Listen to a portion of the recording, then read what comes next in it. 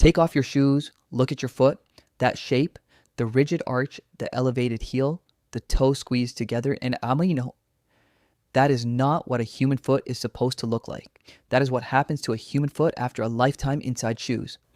And here is the part nobody tells you. For roughly 10,000 years, the entire span of recorded human civilization, the majority of people on Earth walked barefoot. Not because they were poor, not because shoes hadn't been invented, because the foot, left alone, builds itself into something far more capable than anything we've put around it. And what we replaced it with may be quietly dismantling us. Your foot contains 26 bones, 33 joints, and over 100 muscles, tendons, and ligaments. It is one of the most mechanically complex structures in the human body, and almost none of it is being used right now, because the moment you put a shoe on, you outsource most of that system to a piece of foam. Think about your hand. If you wore a rigid glove every waking hour from the day you were born, a glove that held your fingers in a fixed position and absorbed every sensation, your hand would weaken. The muscles would atrophy. The joints would stiffen. Your grip would disappear. That is exactly what shoes do to feet, and we start doing it to children before they can walk. In 2007, a study published in the Journal of Foot and Ankle Research examined foot structure across populations with different shoe-wearing habits. They measured adults who had worn shoes their entire lives against adults who had grown up barefoot. The barefoot group had wider feet, more mobile toe joints, stronger arches, and significantly better balance. Their feet looked different. Not primitive, not underdeveloped. Different the way a well-used muscle looks different from an atrophied one, because that is exactly what it was. The oldest known shoe is about 5,500 years old. Found in a cave in Armenia in 2010, it was made from a single piece of cowhide, shaped around the foot and laced at the front and back. Worn in, used. Clearly not the first shoe ever made, just the oldest one that survived. Before that, the evidence trail goes quiet, but we can read the bones. In 2008, a team of researchers at Washington University in St. Louis examined skeletal remains from populations spanning the last 40,000 years. They were looking specifically at the small toe bones, the ones that bear the least weight and adapt fastest to changes in how we walk. What they found was a clear, consistent shift beginning roughly 26,000 to 30,000 years ago. Before that point, small toe bones were thick, dense, and robust, built to grip uneven ground, to spread and flex with every step. After that point, they began getting thinner, more gracile, the bones of feet that no longer needed to do the full job. The timing lines up almost exactly with the first appearance of woven and wrapped foot coverings in the archaeological record.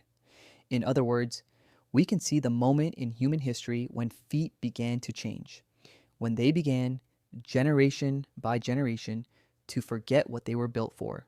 And for most of the time since then, right through ancient Egypt, through Greece and Rome, through the Middle Ages, most people still wore minimal coverings, sandals, thin leather soles, wrappings, things that protected the bottom of the foot while leaving everything else free to function. The raised heel, the rigid sole, the enclosed toe box, those are modern inventions. And the body has not had time to adapt. Here's what a heel does to your body. When you walk in a raised heel, even a small one, your heel strikes the ground before the rest of your foot. That sends a shockwave up through your ankle, your knee, your hip, and into your lower back. Your body absorbs it. It does this thousands of times a day, millions of times a year. A barefoot stride is different. You land on the midfoot or forefoot first. The arch compresses like a spring, dispersing the impact across dozens of joints and tendons. The shockwave never forms the same way. Most of it simply disappears into the mechanism of the foot itself. In 2010, Harvard evolutionary biologist Daniel Lieberman published a study in the journal Nature that made the running world stop. He filmed barefoot runners in Kenya, Massachusetts, and across several populations and measured exactly how the foot strikes the ground. His finding was precise and deeply uncomfortable for the sports shoe industry. Barefoot runners who had never worn shoes ran with a forefoot or midfoot strike almost universally. Shod runners, people who had grown up in modern shoes, used a heel strike almost universally. And heel striking, Lieberman's data showed, generates impact forces 2 to 3 times greater than forefoot striking. With every step, the shoe had not solved the problem of impact. In many runners, it had created it. This landed like a grenade because modern running shoes with their thick cushioned heels had been marketed for decades as injury prevention technology. The more cushion, the better. The more support, the safer. But the data pointed the other way. Injury rates in runners had not declined as shoes became more sophisticated. In some categories, they had gone up. The foot, it turned out, did not need to be protected from the ground. It needed to feel the ground. The sensory feedback from the sole, thousands of nerve endings reading texture, pressure, and angle in real time, is part of how the entire locomotion system coordinates itself. Take away that feedback with a thick rubber sole, and the system goes partially blind. The Tarahumara are an indigenous people living in the Copper Canyon region of northwestern Mexico. They are among the greatest long-distance runners on Earth, capable of running 200 miles over 2 days through mountainous terrain, with almost no injury. For most of their history, they ran in huaraches, flat sandals made from a single piece of leather or tire rubber, just enough to protect the sole from sharp rocks, nothing more. When researchers began studying Tarahumara runners in the 1990s and 2000s, they expected to find exceptional physiology. Some genetic advantage, some unusual muscle structure. What they found instead was a foot that simply worked the way a foot is supposed to work. Wide at the toes, mobile through every joint, the arch building and releasing with each step like a loaded spring. The stride short, efficient, landing directly under the body's center of mass. They weren't superhuman. They were what human locomotion looks like when nothing interferes with it. Similar patterns have been documented in the Kalenjin runners of Kenya, the Bushmen of the Kalahari, populations where barefoot or minimal footwear is the norm and where the kinds of knee, hip, and lower back injuries that plague modern athletes are dramatically less common. Not absent, less common. Because the ground is not the enemy. The ground is the partner. It always has been. None of this means you should throw away your shoes tomorrow. Feet that have spent decades inside rigid footwear cannot simply be liberated overnight. The muscles are weak, the tendons shortened, the bones adapted or unadapted to a different load. People who have tried to transition too fast have injured themselves. The foot, like any atrophied system, needs time and careful reloading to rebuild what it lost. But here is the uncomfortable part.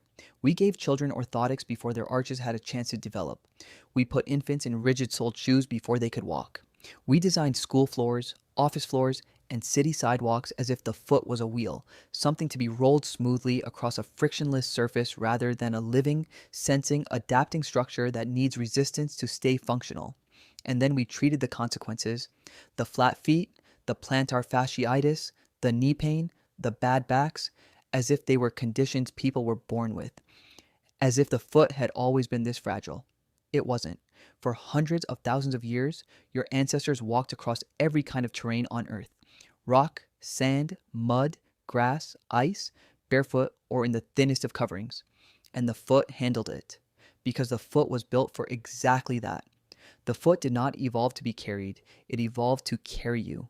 Tonight, when you take your shoes off at the end of the day, that small relief you feel, that release of pressure, that moment of the foot finally spreading and breathing, that's not comfort. That's your foot remembering what it was supposed to feel like all along.